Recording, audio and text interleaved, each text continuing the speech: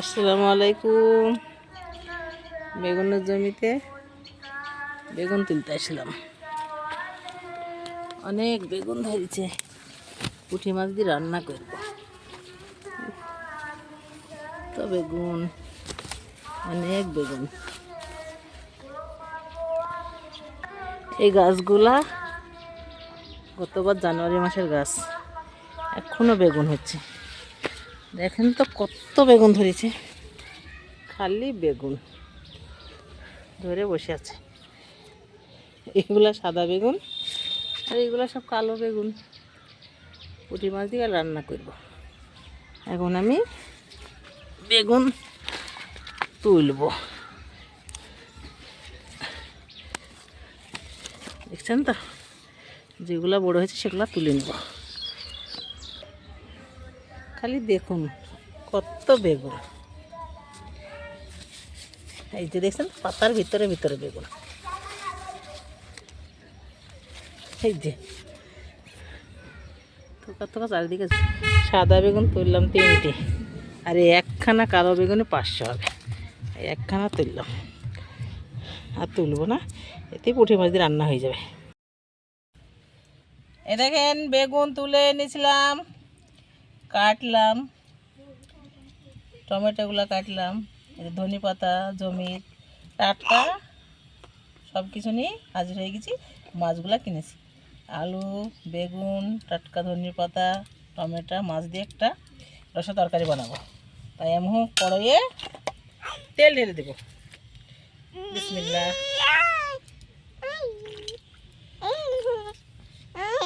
তেলটা গরম হলে আমি আলু কটা ভেজে নেব। এই যে পেঁয়াজ কেটে নিয়েছি, ঝাল চিড়ে নিয়েছি, রসুন থেতলে নিয়েছি, এইসব সব এতে দিব। আর যত যাবতীয় সব মশলা পেস্ট করা আছে, পাউডার করা আছে। তেল গরম হয়ে গেছে, একটু হলুদ দিলাম আর একটু লবণ। ভাজবো আলুগুলা, সেই জন্য এগুলো দিয়ে দিলাম। বিসমিল্লাহ। কি গরম হয়ে গেছে তেল। আলুগুলো সুন্দর করে ভেজে নেব।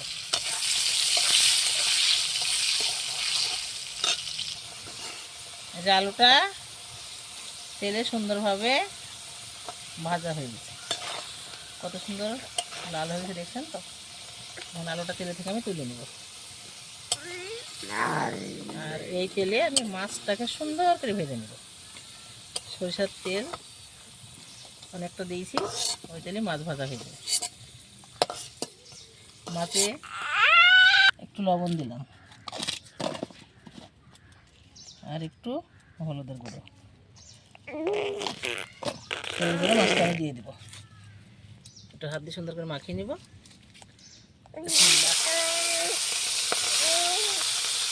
সুন্দরভাবে মাছটা ভেজে নেব।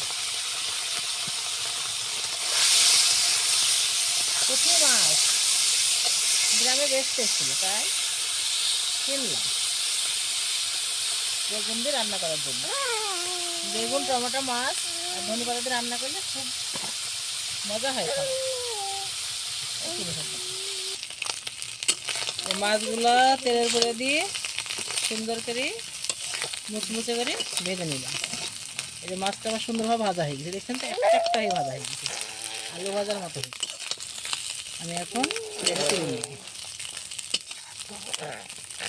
আলু তেলে ভেজে নিলাম, মাছটা ভেজে নিলাম। এখন আমি পরে তেল দিয়ে দেবো।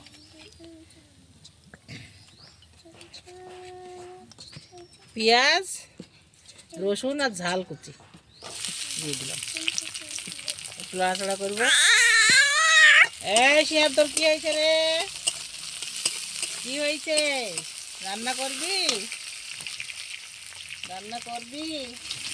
বড় হ। ম্যাও ম্যাও। এই যে ঝাল, পেঁয়াজ, রসুন সুন্দর করে লাল হয়ে গেছে। এই যে পাউডার করা জিরে মশলা সব কিছু ঢেলে দিলাম, একটু কষিয়ে নিলাম। একটু কষিয়ে নিয়ে কাশুরি পাইল ও এই আলুটা দিয়ে দিলাম, মশলাটা আমার কষানো হয়ে গেছে, আলুটা একটু কষিয়ে দিলাম।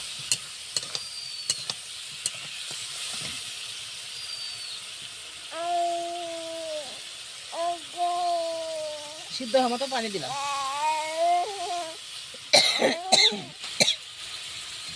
আমি বেগুনগুলা ঝোলে দিয়ে দিলাম। বেগুনগুলা ভাজলাম না, ভাজলে একটু হয়ে যায়। বেগুনগুলা দিয়ে দিলাম। এখন আমি বেগুনটা আলুটা একটু ঢাকা দিয়ে দিলাম। একটু পরে টমেটো, ধনিয়ার পাতা আর পুঁটি মাছ দিয়ে দেবো। ঢাকনাটা আলগা করলাম। এই যে সুন্দরভাবে ফুটছে। আমি এখন টমেটো আর ধনিয়ার পাতাটা ঢেলে দেবো।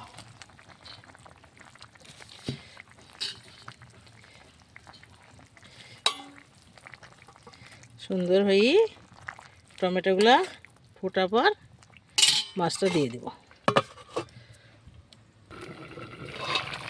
সুন্দরভাবে টমেটো, ধনিয়ার পাতা দিয়ে দেওয়ার পর ফুটে গেছে। এখন আমি ভাজা মাছগুলা দিয়ে দিব। আয় আয় আয় আয়, মাছ দিয়ে ভাত খাবি? পুঁটি মাছ কাটা বাছতে পারবি? একটু ঢাকা দিয়ে রাখি, মাছটা মজে গেলে নামবে।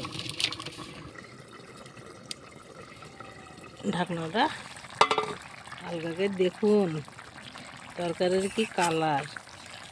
মাছ, টমেটো, বেগুন, ধনিয়ার পাতা, সুন্দরভাবে রান্নাটা। এই যে দেখছেন তো আলুটা কত সুন্দর গলে গেছে, সুন্দর হয়ে গেছে। আমি একটু পরেই ঢেলে নেব।